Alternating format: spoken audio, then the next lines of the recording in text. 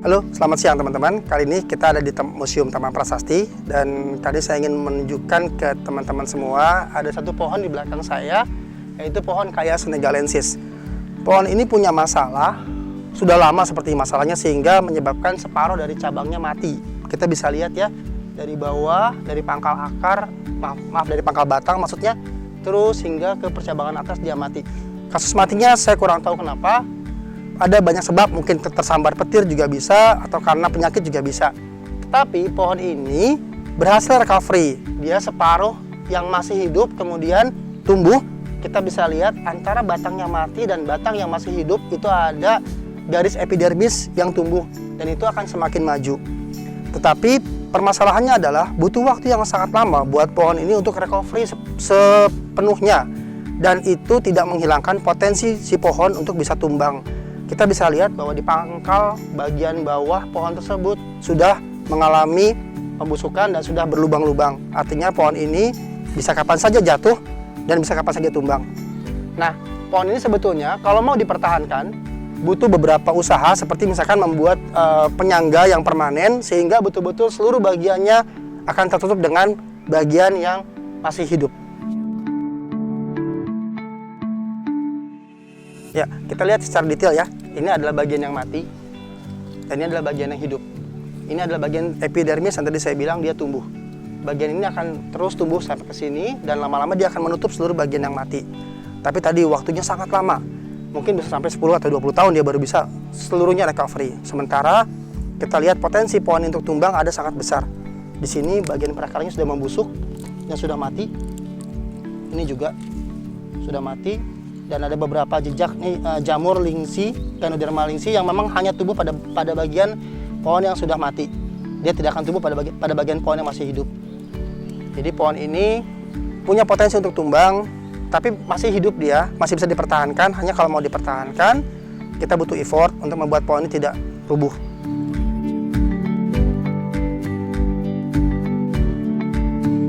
Nah, sekarang kita ada di bagian pohon yang masih hidup. Kita lihat.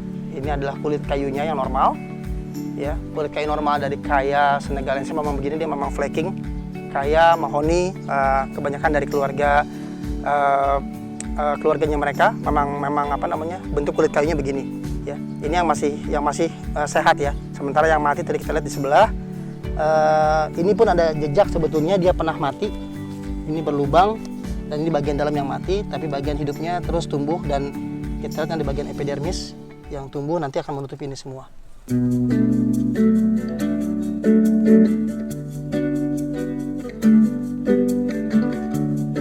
Nah, sekarang di belakang saya ada pohon Spathodea. Pohon ini asli dari Afrika, sama dengan pohon Kaya yang pertama, aslinya juga dari Afrika. Pohon ini tumbuhnya sangat cepat dan menariknya pohon ini dia punya bunga yang sangat cantik. Hanya kelemahannya adalah kayunya bukan tipe yang kayu kuat, sehingga seringkali mengalami patah cabang.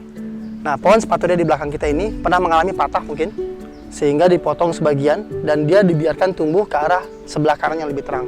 Kalau kita lihat, secara umum pohon ini sepertinya sehat, tapi pohon ini punya masalah, yaitu bentuknya yang miring, membuat beban dia menjadi miring ke sebelah kanan, sehingga potensi dia untuk tumbang juga ada. Nah, seharusnya untuk pohon yang seperti ini, pemangkasannya harus rutin, dan harus diarahkan percabangannya sehingga lebih balance. Kalau kita lihat di bawahnya sudah ada tunas yang tumbuh, maka nanti tunas ini boleh dibiarkan lebih besar sedikit, sehingga nanti yang atas yang terlalu tinggi akan kita buang. Sehingga berikutnya pohon ini akan ukurannya menjadi lebih kecil dan bebannya menjadi lebih kecil, sehingga potensi dia untuk patah dan tumbang juga lebih kecil. Jadi kalau ketika mengakses pohon, yang pertama kita lihat adalah pohonnya itu sehat, mati atau hidup. Seperti pohon kasus yang pertama tadi, dia separuh mati dan separuh hidup. Yang kedua, jika dia masih hidup, kita lihat bentuk percabangannya. Apakah dia tumbuh tegak atau dia tumbuh miring? Kasus pohonnya adalah dia tumbuhnya miring. Dia miring ke arah barat, kemudian dia tumbuh tunas yang ke arah atas, dan ini menjadi beban yang besar ke arah ke satu arah, yaitu ke arah gedung sebelah ya, ke sebelah barat.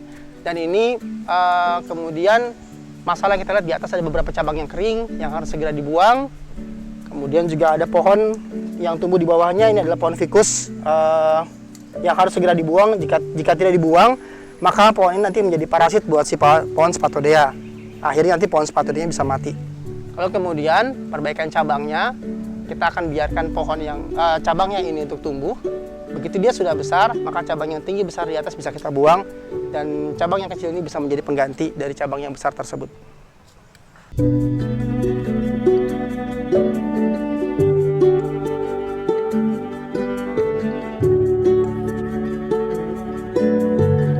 Sekarang di sebelah kita ada pohon Ficus microcarpa.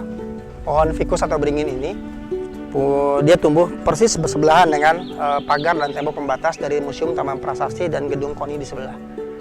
Nah, ficus semua spesiesnya itu memiliki akar yang sangat invasif dan dia tumbuh indeterminatif, artinya dia tumbuh tanpa berhenti ya. Karena memang dia punya tugas demikian, tugasnya adalah menjaga tanah dari erosi. Nah, tetapi untuk di landscape dia punya masalah, yaitu akar invasifnya dia bisa merusak struktur, terutama struktur yang ringan dan sedang. Kita bisa melihat di bagian bawah ini akarnya si ficus itu tumbuh menembus batas pagar dan sampai masuk ke bagian drainase dari Museum Taman Prasasti. Kita bisa lihat dia sudah mulai mendongkel dari bangunan tembok pagar ini sehingga tiang pagar ini miring. Jika dibiarkan terus-terusan, maka pasti ini akan rubuh. Makanya seharusnya akar ini dibatasi tumbuhnya, yang terlalu dekat dengan bangunan harus segera dibuang.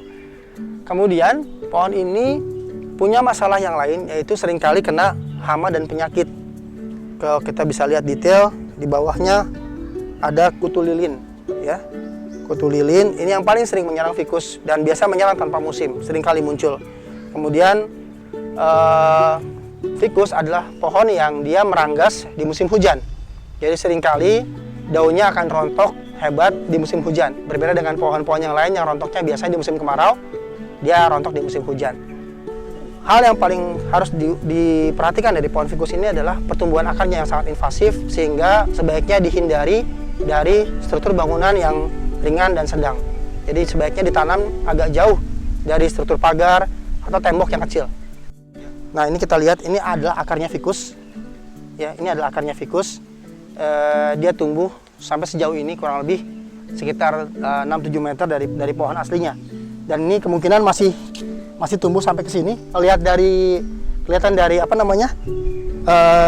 tutup drainase yang keangkat ini, kemungkinan juga di bawahnya ada akar dari si ficus.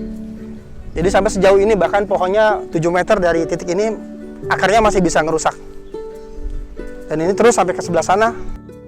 Ini kita lihat akarnya tembus tembok sehingga memunculkan retakan-retakan di sini. Ya, ini tunggu sampai kemari.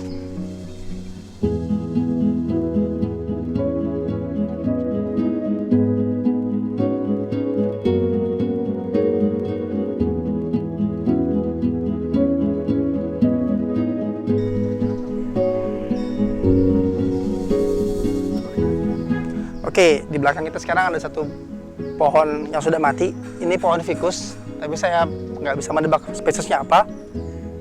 Ini pohon sudah mati. Dan lihat dari ukurannya sebesar ini dengan diameter yang 1,5 meteran kurang lebih, potensi dia untuk tumbang sangat besar. Karena bobotnya yang berat, ya, dan ukurannya sangat besar, maka potensi dia untuk patah cabang atau bahkan tumbang secara keseluruhan itu sangat besar. Pohon ini sudah seharusnya segera ditebang dan dibersihkan dari area karena punya potensi berbahaya buat pengunjung dan juga buat properti Museum Taman Prasasti dan juga buat gedung sebelah. Sebab kita tidak bisa memprediksi ke arah mana dia akan tumbang. Apakah ke arah depan, ke arah belakang, ke arah samping. Dia bisa tumbang ke arah mana saja dan bisa menimpa apa saja yang ada di sekitarnya.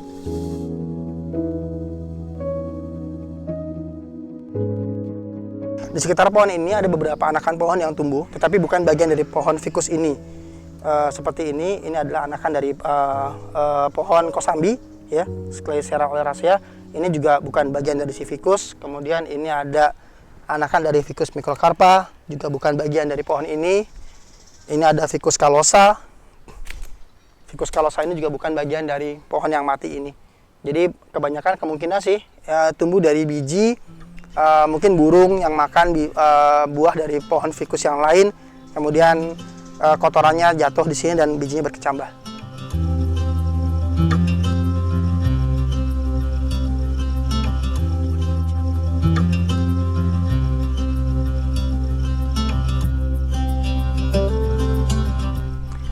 sekarang di belakang saya ada kasus yang menarik, yaitu kasus pohon Spathodea yang terparasit oleh Ficus benjamina.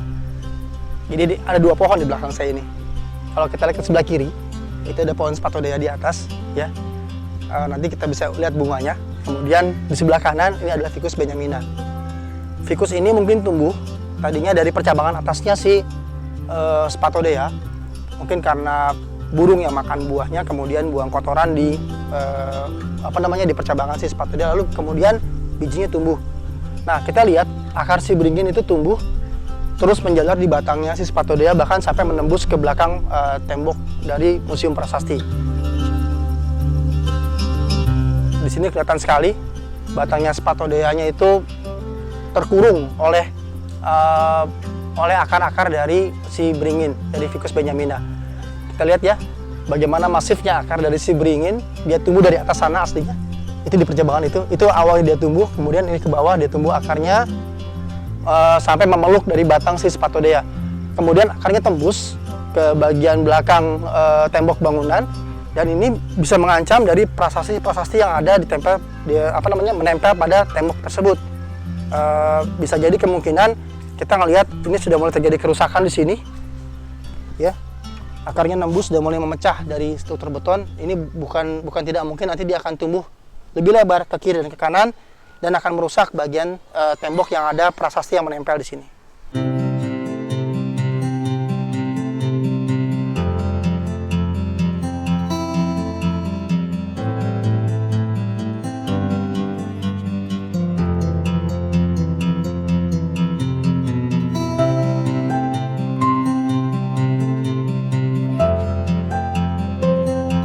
Oke, nah sekarang di sebelah saya ada pohon angsana, Pterocarpus indicus, yang ini pun pernah mengalami kerusakan yang cukup parah pohon ini.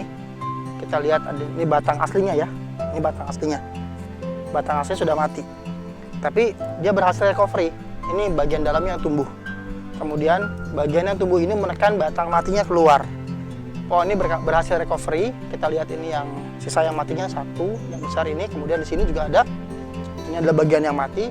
Kemudian kalau kita buka bagian ini, kita bisa lihat ini adalah bagian yang masih hidup di bagian dalam. Dan kenapa ada tumbuh akar-akar di sini? Karena kayu ini bahan organik, dia melapuk, kemudian menyediakan makanan buat si pohon.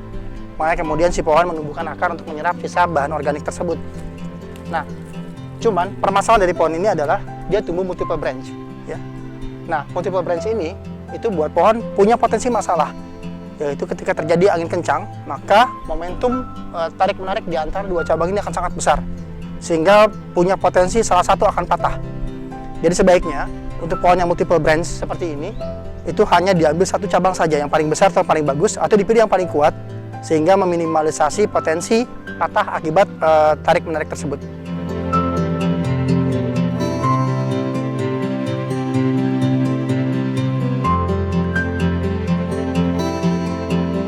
Oke, sekarang di belakang saya ada pohon flamboyan, Delonyx regia. Ini pohonnya sudah sangat besar dan sudah mungkin umurnya di atas 30 tahun ya. Kita lihat pohon ini diameter kanopinya mungkin lebih dari 20 meter juga, sangat lebar. Dan pohon ini dikenal dengan batangnya yang cukup rapuh. Jadi dia tidak bisa, maksudnya mudah sekali patah batangnya kalau angin kencang ya. Dan kita lihat banyak sekali bekas patahan cabang di atas. Saya notice ada lebih dari 5 cabang yang pernah patah di atas, dan ini kelihatan sekali sudah banyak cabang yang sudah mengarah ke bawah, artinya beratnya sudah terlalu besar untuk ditampung oleh si cabang pohon. Pohon ini harus segera dipangkas ya, dikecilkan ukurannya agar terhindar dari potensi patah cabang atau dia rubuh cabangnya menimpa orang yang ada di bawah atau properti yang ada di bawah. Kita bisa lihat juga banyak cabang yang sudah mengarah turun ke bawah, seperti di sebelah sana dekat mengarah ke arah Gedung KONI, itu cabangnya sudah turun sekali ke bawah, juga yang mengarah ke perkampungan di sebelah barat ya.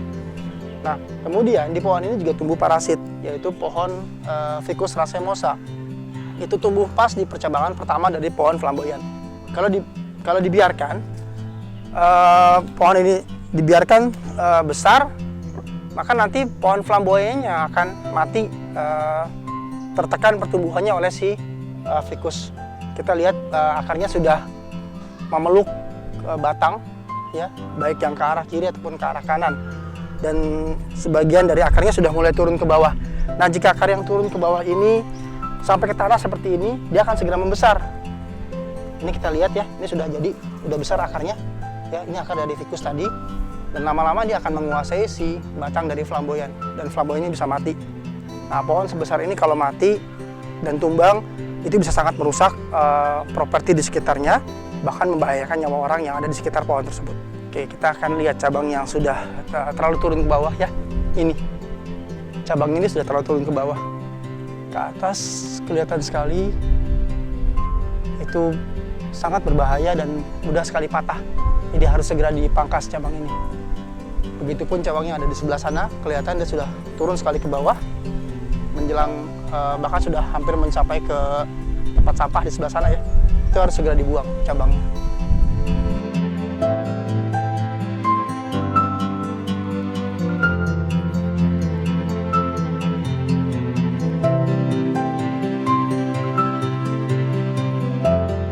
Di belakang saya ada pohon yang ini menarik untuk dibahas nih. Ini adalah pohon salam. Pohon salam adalah pohon endemik Indonesia, terutama dari Sumatera. Aslinya dari Sumatera. Ini di negeri lain nggak ada, hanya ada di Indonesia saja. Pohon ini punya banyak kelebihan. Selain daunnya kita pakai sebagai bumbu masak, juga dipakai sebagai obat. Ada obat asam urat atau obat hipertensi. Nah, kelebihan lain dari pohon ini adalah dia bird attract. Dia mengundang banyak burung untuk datang karena buahnya memang dimakan oleh burung. Dan ini menjadi menarik karena pohon ini bisa menjadi disebutnya feeding site ya, atau tempat burung mencari makan. Jadi keberadaan pohon ini penting buat ekosistem, terutama di perkotaan, karena bisa membuat burung betah ada di kota tersebut.